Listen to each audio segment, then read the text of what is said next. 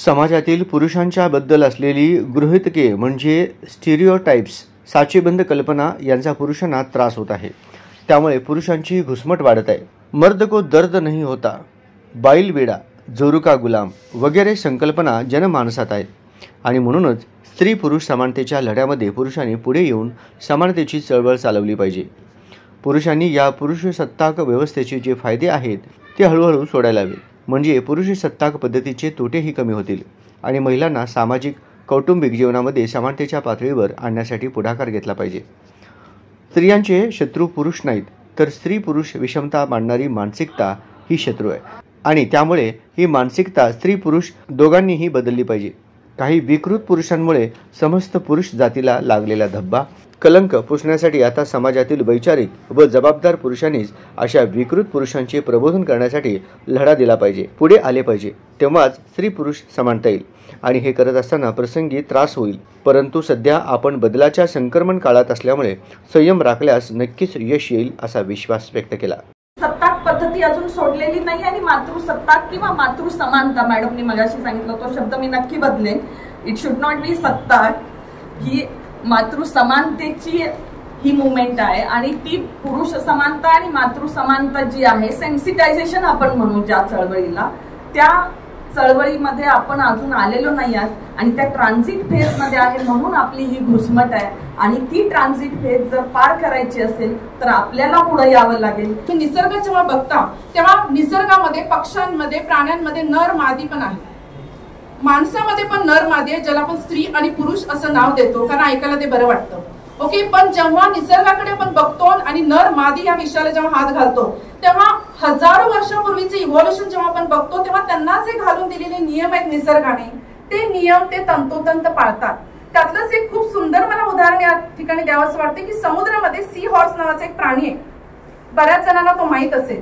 तर sea horse मध्ये एक अशी गुणवत्ता आहे की ज्यामध्ये जेव्हा एम्ब्रियोज तयार होतात ती जी फिमेल आहे ती मेलच्या ब्रूड पाउच मध्ये, त्याचं जे गर्भाशयाची पिशवी आहे मेल असतं त्याच्यामध्ये ती पोर करते आणि कालांतराने 1 नाही 2 नाही 10 नाही 15 नाही 2 ते 5,000 पिल्लांना तो पुरुष जन्म देतो। त्यावेळेला पुरुष प्रेग्नंट होतो, पुरुष गरोदर होतो। म्हणजे तुम्हाला मला काय सांगायचं किंवा काय म्हणायचं हे चांगलंच लक्षात आलं असेल आणि अशा मानसिकतेतून आपण पुरुष म्हणून घडतोय आणि एका वेगळ्या विषयाला, एका सुंदर अशा विषयाला, अतिशय महत्त्वाच्या विषयाला खूप सुंदर पद्धतीने हात घालण्याचं आणि चर्चेसाठी हा मंच आज आपल्या महाविद्यालयानं उपलब्ध करून दिला।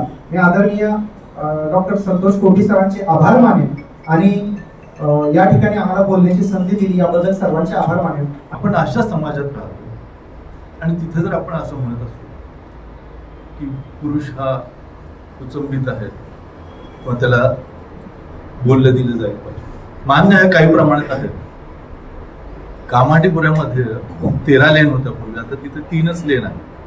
त्यातल्या 14व्या लेन मध्ये शब्बो नावाची एक पाठीवर कुबड असलेली बाई, 60तली बाई, मी तिथे जेव्हा गेलेलो होतो तिच्यापाशी, माझ्या आईच्या वयाची ती, तिला तिच्यापाशी येणाऱ्या लोकांचे मत मला माहिती करून द्यायची। लोक किती लिंग पिसट असू शकतात किंवा सेक्स बद्दलच्या कल्पना किती विकृत असू शकतात त्याचं ते जिवंत उदाहरण मी माझ्या डोळ्याने पाहिले। यावेळी व्यासपीठावर सोलापूर शहर पोलीस उपायुक्त डॉक्टर दीपाली काळे, प्रसिद्ध साहित्यिक समीर गायकवाड, समाजकार्य विभागाच्या डॉक्टर विजया महाजन आदींची उपस्थिती होती। या कार्यक्रमात प्रास्ताविक डॉक्टर विजया महाजन यांनी केल्या। तसेच या परिसंवादात doctor Mahavir Sable, doctor Archana Injal, doctor Dattatray Kamble, doctor Anjana Sonawane आदींनी समीक्षणात्मक मनोगत सादर केले, ज्यामध्ये विविध आयामातून पुरुष समजून घेतला गेला। शेवटी प्राचार्य डॉक्टर संतोष कोटी यांच्या अध्यक्षीय भाषणाने चर्चासत्राचा समारोप करण्यात आला। कार्यक्रमाचे सूत्रसंचालन डॉक्टर दीपाली पाटील यांनी तर आभार प्रदर्शन डॉक्टर पद्मावती पाटील यांनी केले। यावेळी महाविद्यालयातील प्राध्यापक, परीक्षा नियंत्रक डॉक्टर SP गायकवाड, प्राध्यापक डॉक्टर महावीर शास्त्री, समाजकार्य विभाग प्रमुख प्राध्यापक डॉक्टर निशा वाघमारे, डॉक्टर ओवाळ तसेच विविध विभागांचे विभाग प्रमुख, PhD करणारे विद्यार्थी, विधिज्ञ तसेच अभ्यासक, विद्यार्थी आदींची उपस्थिती होती।